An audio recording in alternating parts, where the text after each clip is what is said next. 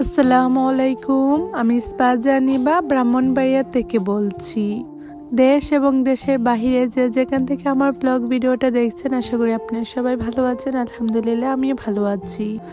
আমার আরও একটা নতুন ব্লগের মধ্যে স্বাগতম জানিয়ে আজকের ব্লগটা শুরু করতে যাচ্ছি। আশা করি আজকের ব্লগটা আপনাদের কাছে ভালো লাগবে। তো আমাদের চাচাদের গাছ থেকে এখানে আমি লাউ পাতা নিয়ে নিয়েছি। তো লাউ পাতাটা আনার পরে ভালোভাবে আমি এখানে পলেও নিয়েছি। তো লাউ পাতার ভর্তা খাবো, এই প্রথম আমি ট্রাই করব, জানি না কিরকম হয়, তো খেতে কিরকম হয় সেটাই দেখব। সবাই বলে যে অনেক মজা নাকি লাউ পাতার ভর্তা, আমিও দেখতে চাই এটা কেমন হয়। তো আমি একটা খোলা নিয়ে নিয়েছি, খোলার মধ্যে হচ্ছে লাউ পাতাটা আমি দিয়ে দিয়েছি।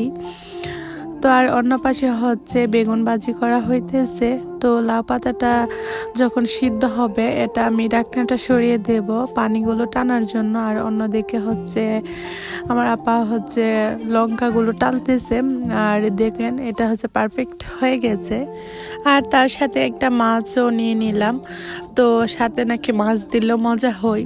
তো তারপরে হচ্ছে আপা হচ্ছে মরিচের ডেটাগুলো সরিয়ে দিতেছে। তারপরে এটা হচ্ছে লবণ দিয়ে ভালোভাবে মিক্স করে নিতেছে। তারপর হচ্ছে মাছের ভিতরে যে কাঁটাটা ফেলে দিয়েছে। তারপর হচ্ছে পেঁয়াজগুলো কেটে ভালোভাবে হচ্ছে মিক্স করে নিতেছে। তো তারপর হচ্ছে পাতাটার মধ্যে দিয়ে দিয়েছে, পাতাটার মধ্যে দেওয়া। তো তারপর হচ্ছে এটাকে ভালোভাবে আপা মিক্স করে নিতেছে। যারা যারা এই ভর্তাটা খান নাই তো তাদেরকে বলবো এরকম ভাবে খেয়ে দেখতে পারেন, অনেক মজা হয়। না আসলে সত্যি দেখে অনেক মজা হয় আমি যখন খেয়েছি। তো তারপর হচ্ছে বিকালের সময় চলে আসলাম আমাদের বাজারে কিছু কেনাকাটা করার জন্য। তো এখানে হচ্ছে আপা আমাকে কিনে আসছে, আপা নাকি কাপড় কিনবে। তো এখানে হচ্ছে আপা কাপড় দেখতেছে আমার জন্য।